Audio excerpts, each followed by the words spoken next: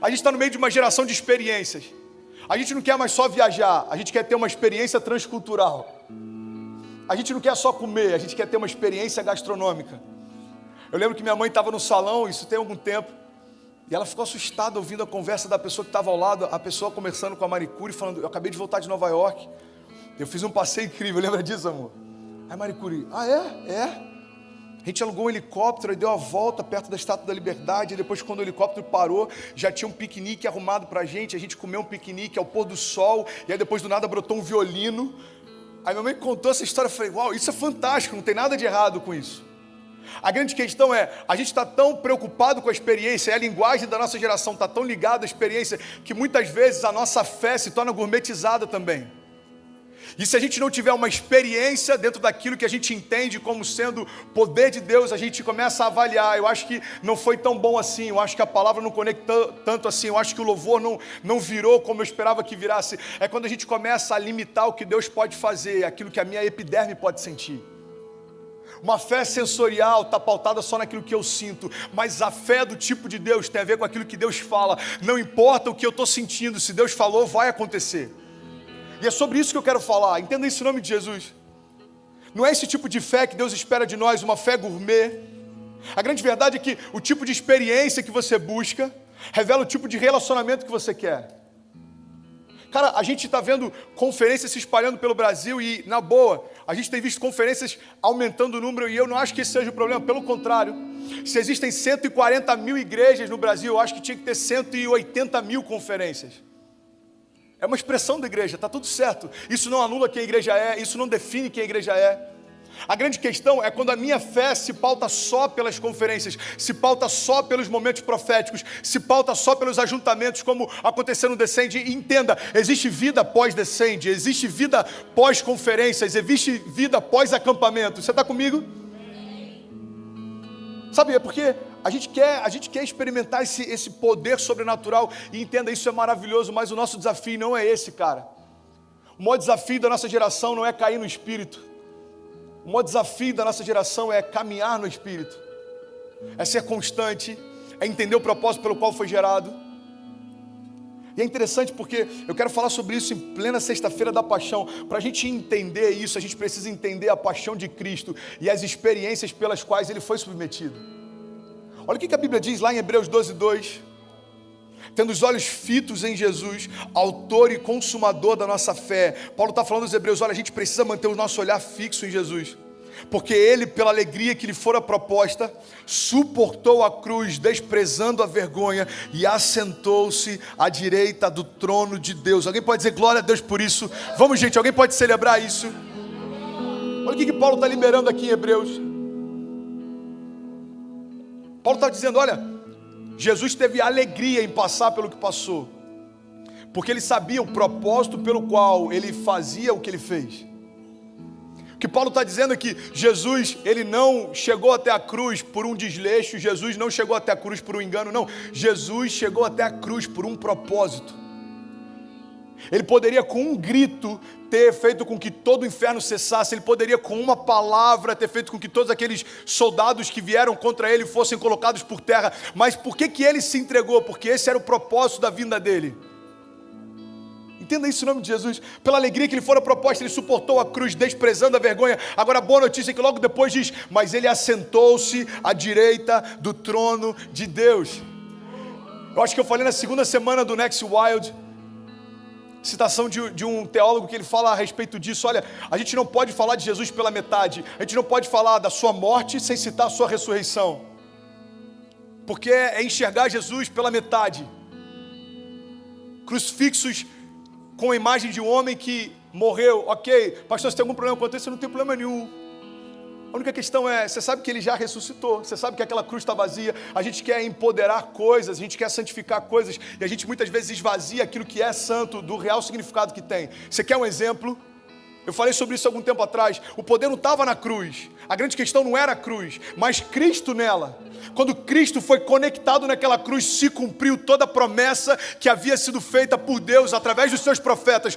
Quando Cristo se conectou àquela cruz, cara, os céus pararam para ver aquela cena. Você sabe por quê? Porque dos céus eles estavam enxergando o cumprimento de uma palavra que foi liberada desde antes do pecado. A Bíblia diz que o sacrifício já foi preparado antes da nossa queda.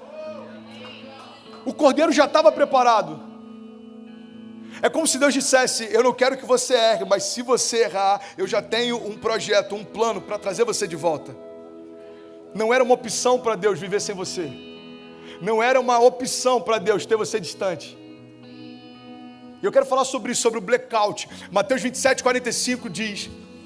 Ele vai discorrendo sobre tudo o que aconteceu quando Jesus foi crucificado. E em Mateus 27:45 ele diz: e desde a hora sexta houve trevas sobre toda a terra até a hora nona. De meio-dia às 3 a terra ficou escura. O sol parou de brilhar. Você está comigo?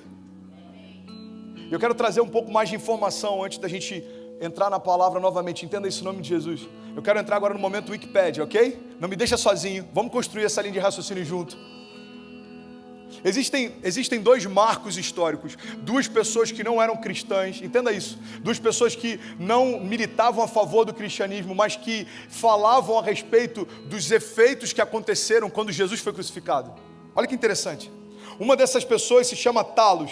Ele foi um dos primeiros historiadores que escreveu no grego koiné. Ele escreveu uma história em 3 volumes sobre o mundo mediterrâneo antes da guerra de Troia até o ano de 109 antes de Cristo. A gente sabe que ele falou a respeito disso não pela sua obra. A obra desse cara não existe mais, o tempo consumiu. Mas existem inúmeros autores que citaram aquilo que ele falou a respeito do dia em que o céu parou de brilhar. Presta atenção nisso, em nome de Jesus. Júlio Africano era o nome de um dos autores antigos que falou a respeito dele. Lactantius, Teófilo, Tertuliano, Justino Marte, Flávio Josefo, um dos historiadores mais importantes da história antiga. Presta atenção nisso. Esse cara, ele relatou no seu livro o seguinte: houve um dia em que o sol parou de brilhar. E eu acredito que isso aconteceu por conta de um eclipse solar. Você está comigo? Olha para mim. Pega isso, cara, em nome de Jesus. Aí um outro autor da época, esse tal de Júlio Africano, inclusive um bom nickname para usar no Instagram, não parece uma parada do dia de hoje? Qual que é o teu Instagram? Segue lá, Júlio Africano. Esse cara, ele foi combater ou indagar o que esse primeiro autor falou, e ele falou assim: sabe, o Tulos, sei lá como é que é o nome do cara, ele acha que houve um eclipse solar no dia em que o sol parou de brilhar, mas eu discordo, isso não tem sentido, porque era época de lua cheia, não tinha como existir um eclipse solar. Pastor, onde é que você quer chegar? Cara, eu não estou entendendo nada, eu já boiei, eu estou pensando ainda no lance do Monster Truck que você falou no início do culto. Presta atenção nisso. O que eu quero mostrar para você é o seguinte: existe na história uma discussão feita há milhares de anos atrás, em que 2 caras que não falavam a respeito de Jesus discutiam o que aconteceu no dia em que o sol parou de brilhar. Sabe o que me chama a atenção? Eles estão discutindo como isso aconteceu. Agora, o que deixaram para a gente como prova é que de fato isso aconteceu. Você sabe o que a gente percebe desde o início? A ciência tentando entender aquilo que Deus faz, mas não tem como explicar, porque ninguém explica Deus. Ninguém explica Deus. Ei, como que é possível o sol parar? Aí esse cara fala: é impossível um eclipse solar, porque era época de Páscoa, e na época de Páscoa a lua estava cheia. Eu imagino Deus olhando dos céus e falando: ei, não tem nada a ver com o sistema solar, o sol não quis mais brilhar, porque a luz da manhã morreu. O dia em que o sol se recusou a brilhar é o dia em que gerou o marco zero da história. O dia em que o sol se recusou a brilhar é o dia em que o autor e consumador da nossa fé foi colocado sobre o madeiro e o amor morreu. Pastor, o que aconteceu na sexta-feira da paixão? Vou te explicar. O amor morreu. O amor de braços abertos falou: Deus meu, por que me desamparaste? E ele então entrega o seu espírito, e aí a luz dos homens morreu. Sabe o que eu acho maravilhoso? Já falei sobre isso milhares de vezes, mas eu acho que vale a pena conectar, porque talvez alguém está ouvindo isso pela primeira vez na internet, ou você que está visitando a gente. A gente pega lá em Gênesis, olha só que louco isso. A Bíblia diz que a terra era sem forma e vazia, e disse Deus, haja luz, e houve luz, e ele viu que era bom. E aí você vai lendo, e dias depois Deus cria o sol, a lua e os luminares. Você já parou para pensar que a luz brilhou sobre a face da terra antes do sol ser criado? A luz que Gênesis está revelando não fala a respeito da luz do sol, fala a respeito de Jesus, a luz dos homens. Você entende o que aconteceu naquela cruz? A luz da manhã, a luz da alvorada, o Filho de Deus foi morto e o sol perdeu a graça em brilhar. 3 horas de escuridão. Pastor, você acredita que isso aconteceu? Cara, só porque a Bíblia diz que aconteceu, eu já acreditaria. Como um amigo meu diz, na Bíblia eu acredito até na capa, se tiver escrito lá, Almeida Revista e Corrigida, atualizada, nova versão internacional, eu acredito, cara. Mas a história falou sobre isso também. Olha que interessante, tem uma segunda testemunha, se chama Flegão. É um estudioso, e ele escreveu um livro falando sobre esse período de escuridão, no livro que ele fala sobre Pôncio Pilatos. Você está comigo? Diga amém. A gente já vai voltar para a mensagem, para a segunda parte. Ele relatou no seu livro o seguinte: esse fenômeno evidentemente foi visível em Roma, Atenas e outras cidades do Mediterrâneo. Segundo Tertuliano, foi um evento cósmico ou mundial. Flegão, o autor da grega de Cária, escreveu uma cronologia pouco depois de 137 depois de Cristo, em que ele narra como no 4º ano das Olimpíadas de 202 houve um grande eclipse solar e anoiteceu na 6ª hora do dia, de tal forma que até as estrelas apareceram no céu. Houve um grande terremoto na Bitínia e muitas coisas saíram fora de lugar em Niceia.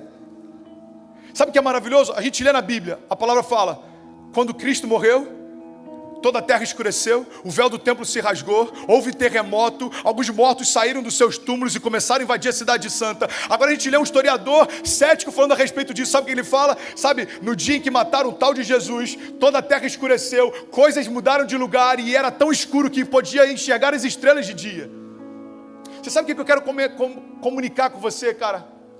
É que de geração em geração, todo mundo vai ter que reconhecer, cara, que não tem como explicar a Deus, mas a gente consegue senti-lo, apesar do nosso entendimento ser limitado. Você está aqui nessa noite, talvez você seja cético, você está me ouvindo, talvez você seja ateu. Eu tenho um desafio para você, cara, abre o teu coração para Deus. E eu tenho certeza, é impossível Deus não te tocar de uma forma sobrenatural. Você está ouvindo isso de alguém que era cético, mas em um dia foi tocado por essa luz, pela estrela da manhã, a luz dos homens. E é sobre isso que eu quero falar. Você está comigo, Beto? Você está comigo, Next? Primeiro ponto que eu quero compartilhar com você é que a cruz não foi um engano. Colossenses 1,19 diz: pois foi do agrado de Deus que nele habitasse toda a plenitude e por meio dele reconciliasse consigo todas as coisas, tanto as que estão em terra quanto as que estão no céu, estabelecendo a paz pelo teu sangue derramado na cruz.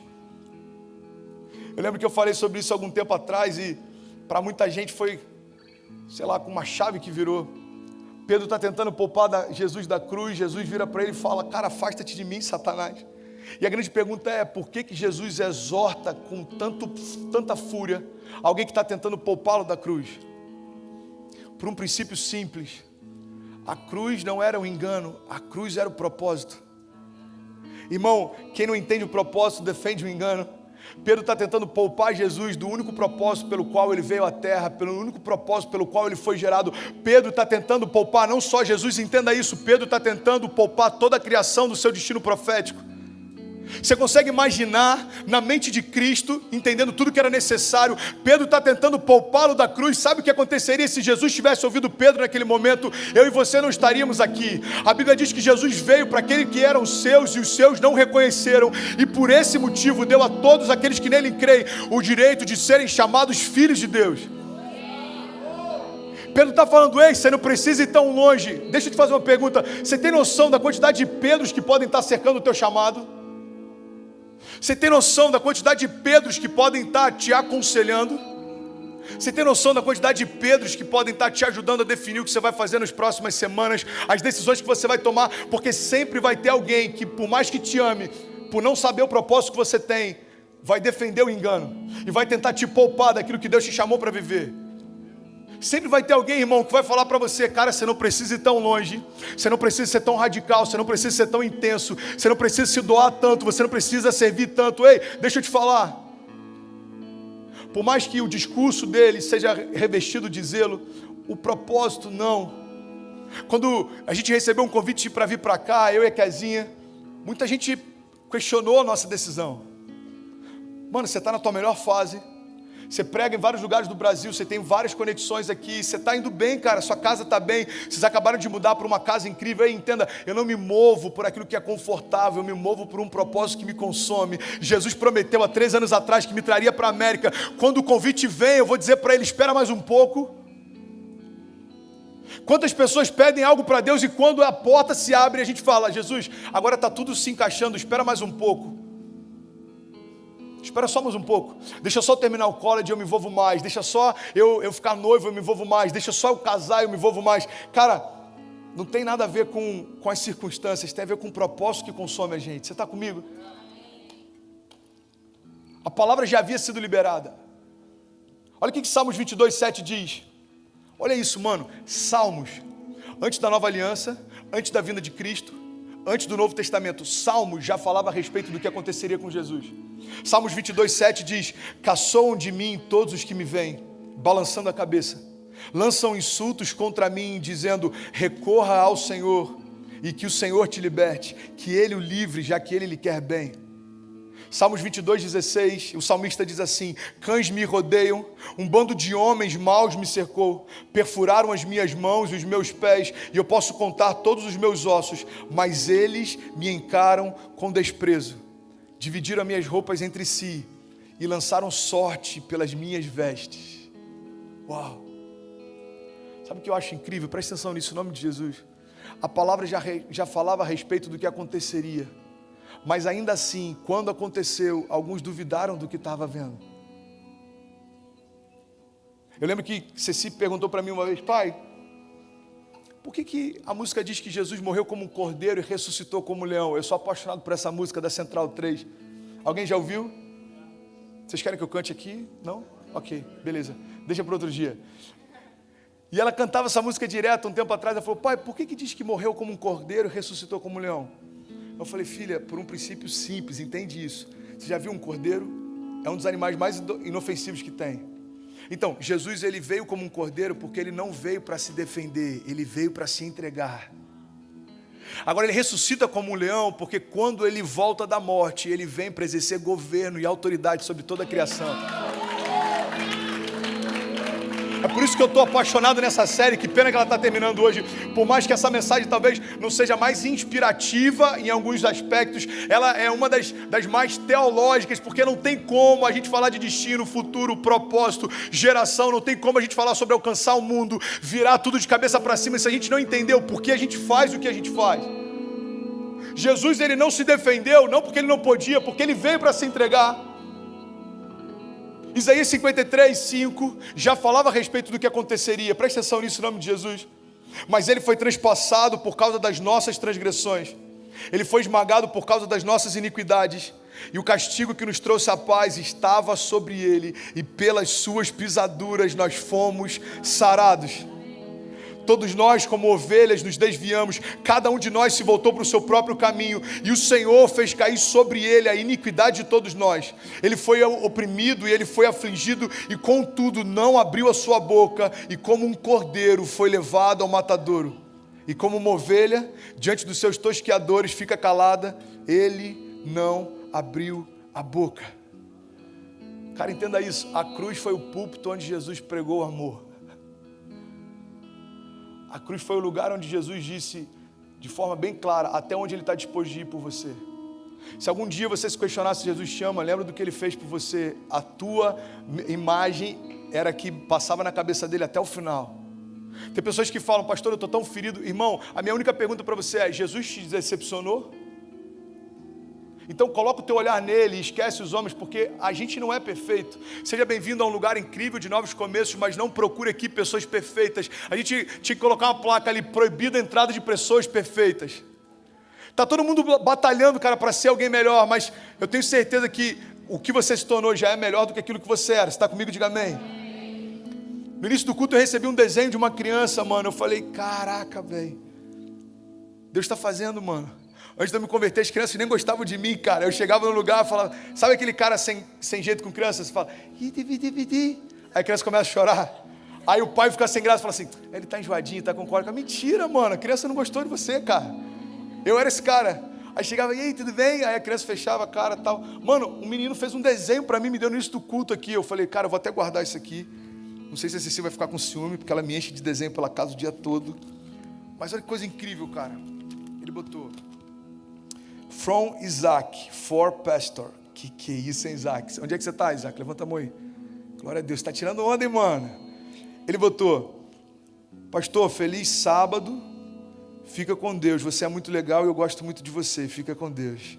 Ah, que maneiro, aqui, bonitinho. Obrigado, mano, tamo junto. Se eu pudesse dar um Red Bull, te dava agora. Entenda isso, cara, em nome de Jesus, qual que é o projeto da redenção? É manifestar Cristo em nós. É você se tornar melhor do que o que você era, mas entenda, existe muito mais de Deus por vir.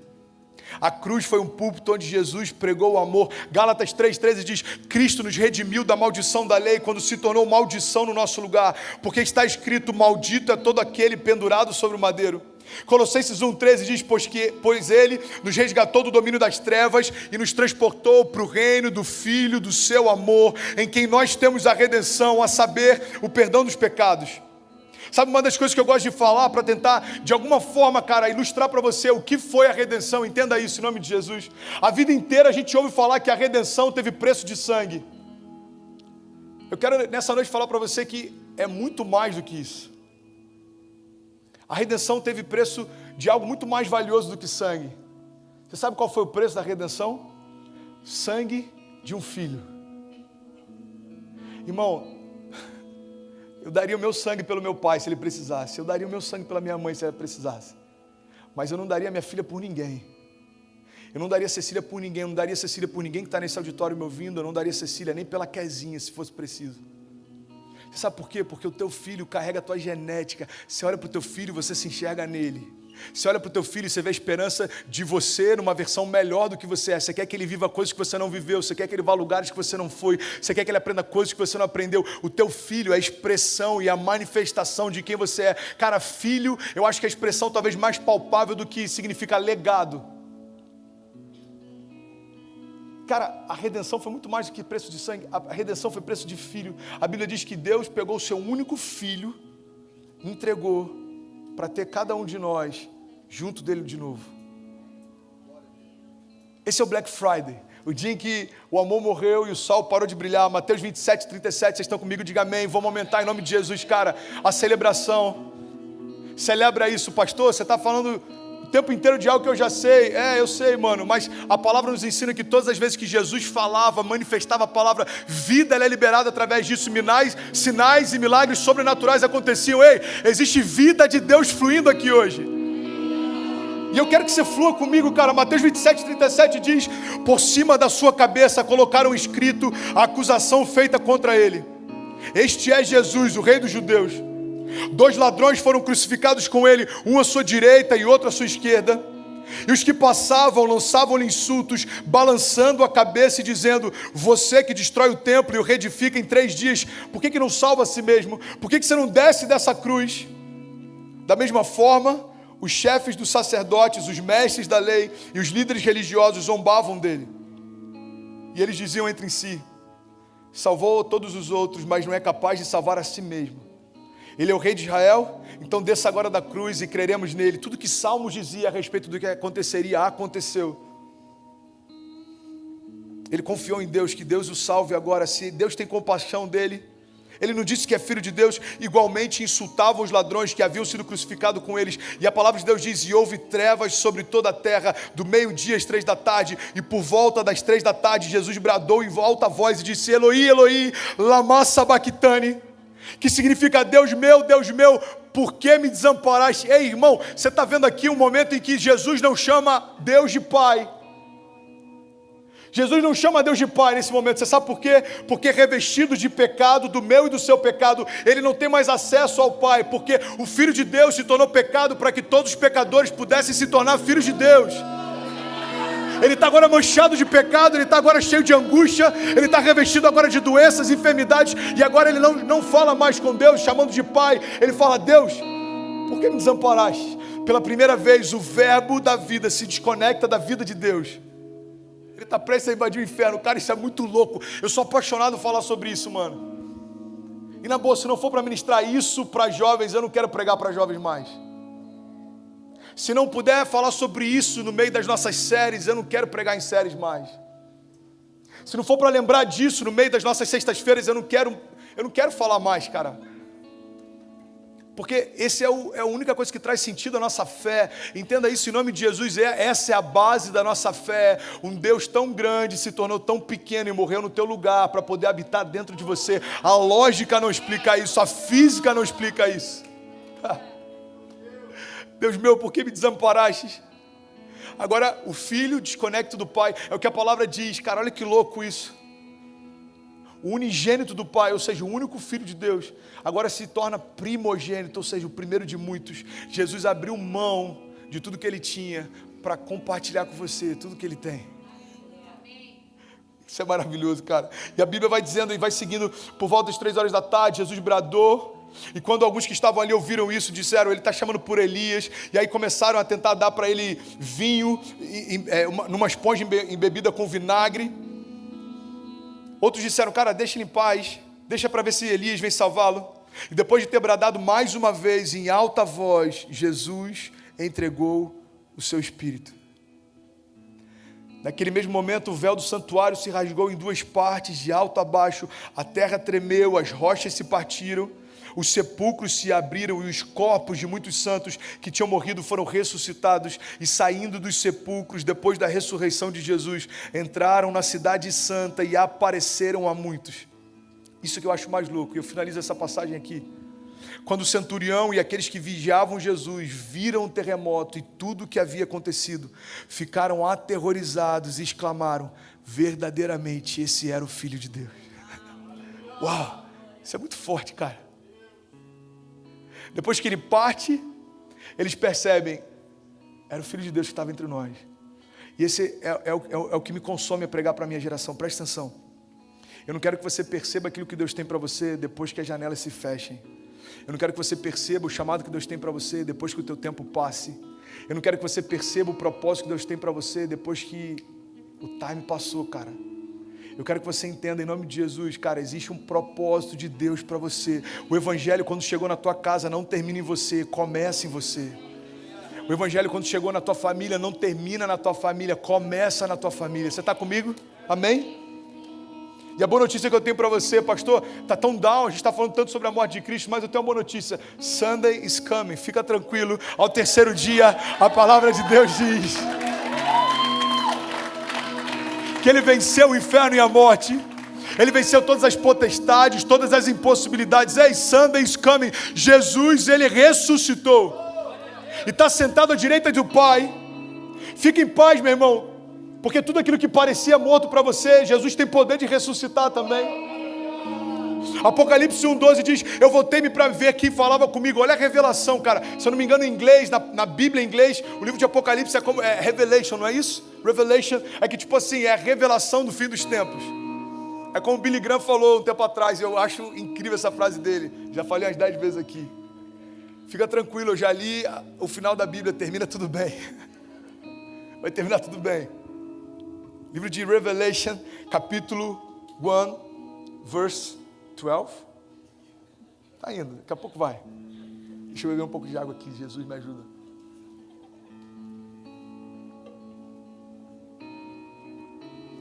Apocalipse 1:12 diz, voltei-me para ver quem falava comigo. E voltando-me vi 7 candelabros de ouro, e entre os candelabros alguém semelhante ao Filho do Homem, com uma veste que chegava aos seus pés, e um cinturão de ouro ao redor do teu peito. A sua cabeça e os seus cabelos eram brancos como a lã, e tão brancos como a neve. Os seus olhos eram como a chama de fogo, os seus pés eram como bronzes numa fornalha ardente, e a sua voz era como o som de muitas águas. Ele tinha em sua mão direita 7 estrelas, e a sua boca saía uma espada afiada de 2 gumes. A sua face era como um sol quando brilha em todo o seu fulgor. E aí o profeta diz, e quando eu vi, eu caí aos seus pés como morto. Então ele colocou a sua mão direita sobre mim e disse, não tenha medo, eu sou o primeiro e o último, eu sou aquele que vive. Eu estive morto, mas agora eu estou vivo para todo sempre. E ele dizia, eu tenho as chaves do inferno e da morte. Eu quero citar mais 2 versículos e alguns aqui podem falar, pastor, você cita demais esse versículo. Foi mal, mano. Quando você pregar, você muda, beleza? Eu sou apaixonado por eles, cara. 1 Coríntios 15:55, onde está a morte, a sua vitória? Onde está a morte, o seu aguilhão? O aguilhão da morte é o pecado e a força do pecado é a lei. Mas graças a Deus que nos dá a vitória por meio do nosso Senhor Jesus Cristo.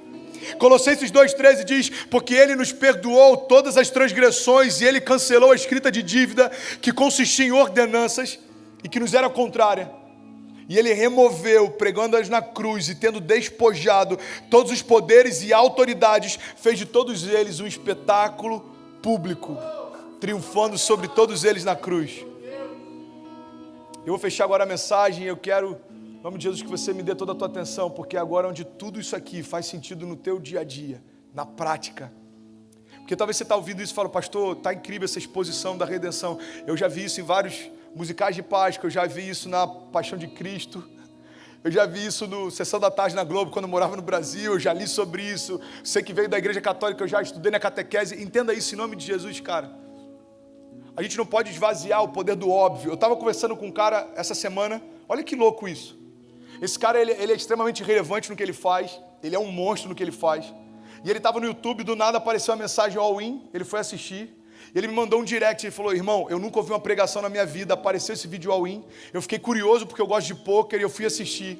Eu quero dizer, foi a primeira pregação que eu vi na minha vida e tudo que você falou fez sentido para mim. Eu falei, cara, que top, vamos conectar. E a gente fez um FaceTime, presta atenção nisso. A gente estava conversando e eu falei, cara, eu gosto muito de falar sobre o futuro. Eu falando para ele, eu sou apaixonado. Porque uma vez Deus falou comigo, sabe filho, futuro significa você antecipar o novo óbvio. Futuro significa você trazer para o presente aquilo que todo mundo só vai entender daqui a alguns anos. E esse é o papel que eu tenho para a igreja. Vocês não vão ficar esperando ver o que vai acontecer, vocês vão ditar o que vai acontecer. E quando eu falei isso com ele, ele falou algo que eu achei incrível, cara. Eu senti de compartilhar agora. Ele falou, mano, é muito bom você ter falado sobre o óbvio, eu sou apaixonado pelo óbvio. Você sabe por quê? Como alguém que treina pessoas, como alguém que ajuda pessoas, eu percebo que a maior parte das pessoas não está vivendo aquilo que elas sabem que é óbvio. Porque a gente esvaziou do óbvio o seu poder. A gente acha que porque todo mundo sabe, não tem tanta importância assim. Ele falou, todo mundo sabe que é óbvio que é melhor você se alimentar, mas nem todo mundo quer comer bem. Todo mundo sabe que é óbvio que você tem que se exercitar, mas nem todo mundo se exercita. Eu falei, mano, eu acho que essa é uma das grandes chaves para a minha geração. Todo mundo sabe que é óbvio que Jesus morreu e ressuscitou, mas se a gente não trouxer à nossa memória essa verdade, a esperança que nos move se dissipa. Ei, todo mundo sabe que é óbvio que a igreja fala sobre Jesus, mas se a gente não entender que isso não faz com que a mensagem sendo falada várias vezes deixe de ser poderosa, tudo muda. Ei, todo mundo sabe que é óbvio que na sexta-feira da paixão alguém vai falar sobre aquele que ressuscitou, mas o meu convite para você é, que tal se nesse ano, a sexta-feira da paixão, acendeu o teu coração mais do que foi no ano passado? Que tal se no ano que vem, quando a gente se reunir para falar sobre a paixão de Cristo, você estiver queimando mais do que você está nesse ano? O nosso termômetro tem que ser o quão incendiado eu fico quando eu ouço a respeito das coisas de Deus. Será que eu só quero ouvir aquilo que me agrada ou será que eu quero ouvir aquilo que Deus fala? Eu não lembro qual foi o cara que falou sobre isso, mas ele disse algo que é maravilhoso. Ele disse, sabe, se você só quer ouvir do evangelho aquilo que te é conveniente, não é o evangelho que você quer ouvir a si mesmo. Entenda isso em nome de Jesus, cara. Jesus ressuscitou. E sabe o que significa? Não tem nada morto dentro de você que consiga resistir ao poder da ressurreição que em você habita. Entenda isso em nome de Jesus, mano. Eu estou falando para pessoas aqui, eu sei que tem pessoas no meio desse auditório que têm lutado contra coisas. Cara, eu recebo direct todo dia. E tem aumentado nas últimas semanas direct de pessoas pedindo ajuda, socorro. Socorro, literalmente. Cara, eu preciso de ajuda, me socorre. Eu falei com o Kezinha, eu tive um sonho essa noite de uma menina que a gente apacentava lá em Niterói. Eu tive o sonho de que a gente recebeu a notícia de que ela tinha desistido de viver. Eu falei com o Kezinha, cara, a gente precisa fazer alguma coisa. Entenda isso em nome de Jesus. A gente carrega a única mensagem capaz de trazer, cara, esperança para uma geração. Coloca isso para fora, irmão, vamos ativar esse vírus. Sabe qual é o meu sonho? Quando eu precisar não ficar pregando mais toda sexta-feira, mas sentar para te ouvir falar, ei, os sinais e maravilhas acompanharão os que creem. Não tem a ver com alguém com o microfone no púlpito, tem a ver com a igreja invadindo as ruas. a igreja invadindo os colleges, a igreja invadindo os lugares por onde você trabalha. E isso não é virtual, entenda isso em nome de Jesus. Isso não é uma analogia, não. Isso é real, isso é a prática, é o que Deus tem para nós. E é nesse final da mensagem que eu quero te fazer uma pergunta. Você sabe em que momento o marco zero de Jesus sobre a terra gerou o marco zero de Jesus sobre a nossa história? É quando a gente para de ser lembrado só pelo aquilo que a gente deixou de fazer. Entenda isso, cara, em nome de Jesus. A gente começa a ser lembrado por aquilo que a gente passou a fazer. Você já parou para ouvir alguns testemunhos e já reparou que a maior parte deles falam daquilo que você era e não é mais? Pastor, eu era drogado, graças a Deus não me drogo mais. Pastor, eu fumava, graças a Deus eu não fumo mais. Pastor, eu bebia, graças a Deus eu não fumo mais. Ok, mano, esse é o marco zero, mas o que veio depois dele? Porque falar o que você não faz é bom, agora Cristo quer construir coisas que você também nunca fez. O marco zero que vai afetar a nossa geração não é só quando a gente deixou o pecado. Irmão, em nome de Jesus, entenda, isso é para iniciante. Deixar uma vida de pecado é o primeiro passo após a redenção, mas construir uma vida com Deus é o que Ele espera de nós. O popô, o novo começo, a salvação, o levantar as mãos, o batismo é incrível, é um marco. Você está dizendo para o céu, para a terra, para o inferno: eu tenho um pai, eu tenho um dono, se chama Jesus. O pecado não me prende mais, o inferno não me tem mais. Todo o governo que eu tinha sobre o pecado, eu cedi para Jesus. Existe um dono sobre a minha vida. Ok, isso é bom. Agora Jesus está falando: então, filho, agora que eu já te fiz uma nova criatura, vamos construir uma nova história também. Você já imaginou, cara, 13 anos eu falando sobre o que eu deixei de fazer, eu não faço mais, não. Eu não quero falar do André que parava várias vezes na delegacia porque estava dirigindo bêbado, não. Eu quero falar do André que tem experimentado em casa coisas que nunca imaginou que experimentaria. É essa mensagem que o mundo quer ouvir de você, cara. É o marco zero. É quando a cruz de Deus muda completamente quem a gente é. É quando Deus invisível se torna visível para nós. E o instrumental pode subir, e eu vou finalizar aqui. Colossenses 1:12 diz: dando graças ao Pai que nos tornou dignos de participar da herança dos santos no reino da luz, pois Ele nos resgatou do domínio das trevas e nos transportou para o reino do Filho do seu amor, em quem nós temos a redenção, a saber, o perdão de pecados. Acompanha comigo. Porque Ele é a imagem do Deus invisível, Ele é o primogênito de toda a criação, pois nele foram criadas todas as coisas nos céus e na terra, as visíveis e as invisíveis. Sejam tronos ou soberanias, sejam poderes ou autoridades, todas as coisas foram criadas por Ele, para Ele. Se você entendesse o que está sendo liberado aqui, eu, se fosse você, já estava gritando aqui, irmão. A Bíblia está dizendo que toda a plenitude, todo o poder e toda a autoridade foi depositado nele, mas Ele desejou compartilhar com a criação. A Bíblia diz: Ele antes de todas as coisas, e nele tudo subsiste. Ele é a cabeça do corpo, que é a igreja. Ele é o princípio, é o primogênito dentre os mortos, para que em tudo tenha supremacia.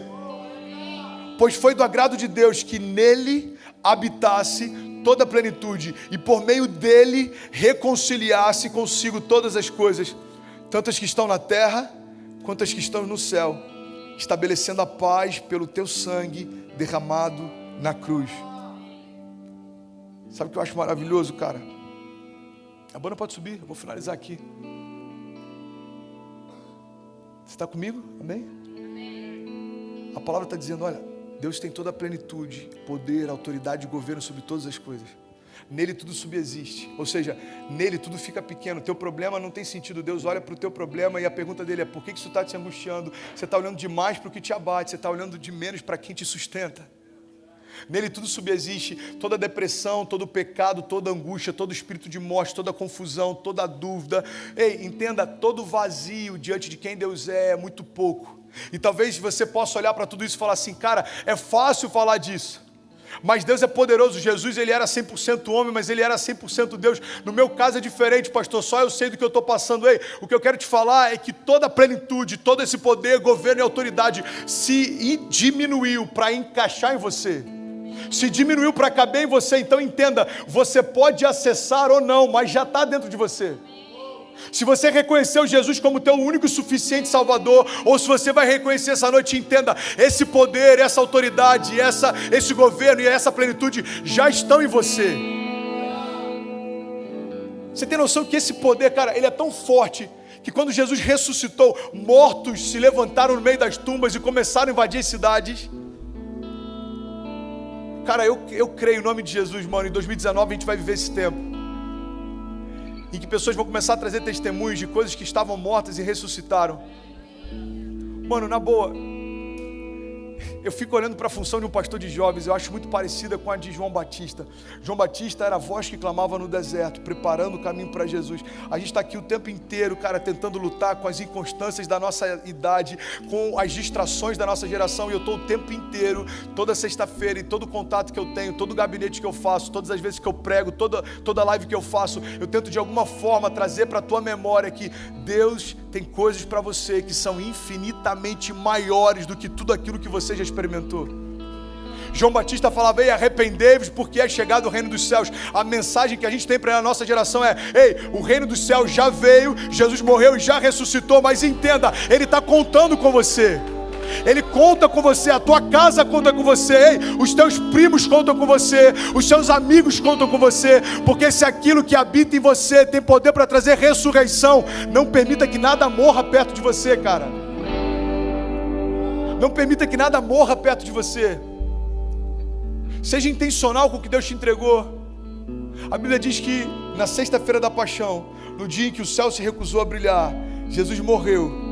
E é esse o convite que eu quero fazer para você em nome de Jesus. A gente vai finalizar esse culto.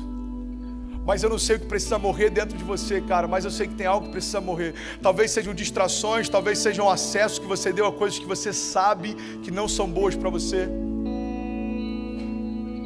Eu não sei as vozes que têm te influenciado, eu não sei quem tem te aconselhado, eu não sei os sonhos que têm batido no teu coração, eu não sei o que te inspira, eu não sei o que você olha e os seus olhos brilham, eu não sei, cara, eu não sei nada externo à tua história que te influencia, mas eu sei que tem algo dentro de você, cara, que quer aumentar o nível de influência sobre você. Existe uma voz dentro de você e ela quer ecoar, mostrando para você os passos que você precisa dar, os lugares para onde você precisa ir. Ei, em nome de Jesus, entenda isso, cara. Tem um pastor, cara, muito conhecido, ele foi um dos grandes avivalistas há 2 décadas atrás, e ele disse que na igreja dele, quando ele adotou uma norma, tudo mudou. Ele falou o seguinte: eu faço gabinete com qualquer pessoa da igreja, mas antes de te atender, você vai ter que esperar 2 horas ali, orando em línguas. Sabe o que aconteceu? 90% dos gabinetes foram cancelados antes de começar. Porque quando as pessoas começavam a ouvir o que o Espírito que habita nelas falava, não precisava de conselhos humanos quando já tinha a palavra de Deus. Mano, isso é muito forte. As pessoas chegavam e falavam: pastor, obrigado, tá? Mas eu já entendi o que eu tenho que fazer. Cara, presta atenção nisso. O mesmo poder que ressuscitou Jesus Cristo dos mortos habita em você. E a minha pergunta é: quão grandes são os seus desafios e quão grande é o teu Deus? Mano, os meus desafios são inúmeros, mas na boa, eu olho para eles todos com desdém.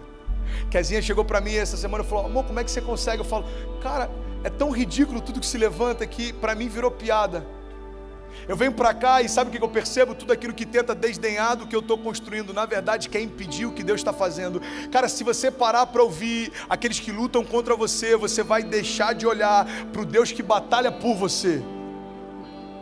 Eu falei sobre isso essa semana no Insta, cara, olha que louco isso, presta atenção em nome de Jesus. Se você der mais atenção aos seus adversários do que você dá às suas promessas, a tua batalha já foi perdida. Se você for menos intencional para viver os sonhos de Deus do que o diabo é intencional para sufocar os sonhos de Deus, você já perdeu essa batalha. Se você se envolver menos com o teu chamado do que todo o inferno se envolve para sufocá-lo, você já perdeu essa batalha. Você sabe por que tem jovens que não conseguem sair do lugar? Porque você é mais passivo do que o seu adversário é ativo contra você. E você está sentado esperando as promessas se cumprirem, e ele está de pé tentando sufocá-las antes delas se cumprirem. Ei, eu tenho um grito para a minha geração. Eu tenho um manifesto para a minha geração. Sabe qual é? Esse grito é: ei, levantai-vos, ó portais, as vossas cabeças, para que entre o Rei da Glória. Ei, levanta a tua cabeça e perceba, Jesus entrou na tua vida, irmão. Para de olhar para os teus desafios e dar para Ele mais autoridade do que você dá para o Deus da tua história. Jesus quer levantar aqui teólogos, pastores, avivalistas, evangelistas, músicos, escritores, empresários, empreendedores. Ei, até quando o Vale do Silício vai ser cercado de caras que não acreditam no Deus vivo? Você sabia, cara, e desculpa se eu já falei sobre isso. Desculpa, mas eu tenho que falar. Você sabia que grande parte dos hospitais de excelência construídos durante séculos, grande parte das universidades, referências até hoje, grande parte dos teólogos, daqueles que criaram teorias que até hoje baseiam a física, a química, sabia que todos eles eram cristãos? Você sabia que a igreja ocupava um papel de governo e ela estabelecia muito do que era feito na história? Ei, a gente perdeu por um grande tempo esse papel. Você já imaginou, cara, alguém como você à frente de uma empresa como o Instagram? Você já imaginou alguém como você ganhando um prêmio, sei lá, Nobel? Mano, entenda uma coisa. Todos os caras que ganharam o Nobel um dia tiveram a idade que você tem. Todos os caras que construíram grandes empresas de tecnologia um dia tiveram a idade que você tem. Eu li esses dias um relato sobre os caras que começaram depois dos 70 anos. Eu pirei, mano. O cara que criou o KFC começou depois dos 70, até não sei quantos anos ele era garçom. O cara que fez o Guerra nas Estrelas, eu esqueci o nome dele lá, Isso, thank you. Obrigado, nerd. O George Lucas, ele trabalhava como garçom até não sei quantos anos, entenda isso.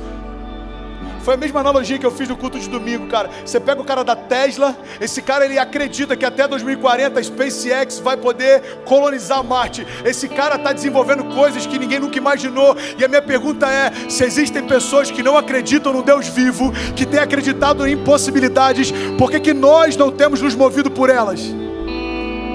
Me confronta alguém que não acredita em Deus se mover mais por impossibilidade do que você que está ouvindo falar do Deus do impossível toda sexta-feira. Isso me confronta, isso me incomoda. Me incomoda quando alguém vem falar comigo: pastor, eu desisti do meu casamento, por quê? Eu não acredito que vai dar mais certo. Mano, tem alguém acreditando que vai colonizar Marte, você não acredita que Deus pode mudar a tua casa? Pelo amor de Deus, irmão, vamos parar para pensar no que a gente está fazendo e falando. Pastor, eu queria entrar no college, mas eu acho que pelo meu nível de inglês, ou pela minha condição, ou pelo não sei o que, é impossível. Irmão, presta atenção. Ou a gente se move por um Deus de impossibilidades, ou a gente fecha as portas dessa igreja e a gente vai pra Disney, velho. Porque o que faz a gente ser o que a gente é justamente acreditar no que ninguém acredita e se mover por aquilo que nenhum homem poderia fazer. Você tá aqui hoje, para muitas pessoas era impossível. Olha para onde você tá. Eu lembro que até 3 anos atrás eu nunca tinha vindo para a América. Há 3 anos eu fiz a minha primeira viagem para cá. Eu fui para Dallas, no Texas. E eu lembro que eu ficava olhando aquilo. Quando eu era moleque, meus amigos iam para Disney. Meus pais se sacrificavam o ano inteiro. Eles ficavam atrasando as mensalidades, porque durante um período a gente passou dificuldade financeira. Ouça isso. Só que meus pais não queriam que a gente tivesse um estudo menor ou de menor qualidade do que a gente sempre teve. Então eles iam atrasando as mensalidades. No final do ano eles alugavam a nossa casa. A gente saía de casa e ia dormir 1 mês, 2 meses no escritório do meu pai para conseguir pagar os estudos. Então eu era alguém que estava num momento difícil, mas eu estudava numa escola em que todo mundo prosperava. E eu via meus amigos vindo para Disney, cara, e eu falava: cara, será que eu nunca vou? Eu vi os meus amigos voltando da Disney com fotos, álbum de fotos. Eu falava: cara, será que eu nunca vou? Será que eu nunca vou conseguir ir para a América? Cara, eu gosto tanto, eu vejo as séries de lá, eu vejo os filmes de lá, eu sei sobre um monte de coisa de lá, eu gosto de ouvir as histórias a respeito da América, eu gosto de ler livros sobre caras que fizeram história na América. Será que eu nunca vou para lá? E aí Deus pega alguém cheio de sonhos e impossibilidades, em dúvida, com a mente em caos, e fala: ei, aquietai-vos e sabei que eu sou Deus. Você não foi para a América quando era moleque, mas a tua filha vai brincar na Disney. Você não foi na Disney quando você era adolescente, mas a tua filha vai ter um Annual Pass da Disney. Talvez para alguns aqui isso possa parecer tão fútil, mas eu só quero te dizer uma coisa: Deus se importa com aquilo que você se importa também. Eu lembro a primeira vez que eu fui para Las Vegas, mano, eu aluguei um carro, uma igreja me chamou para participar de uma conferência, eu aluguei um carro conversível, Beto. Eu fiquei tão sem grana no final da viagem que nos últimos 3 dias a minha programação era dormir dentro do carro. Eu falei: mano, quer saber? Tanto faz, velho, tô em Vegas, vou dormir no carro em Vegas, tá tudo certo. Eu lembro, cara, como uma criança realizando um sonho, quando eu entrei a primeira vez naquela cidade, eu falei: uau, Deus realiza sonhos, cara. Eu lembro quando eu me mudei, que a gente pegou a chave da casa que a gente está morando aqui hoje. Cara, você tem que trazer à tua memória aquilo que está em esperança, mano.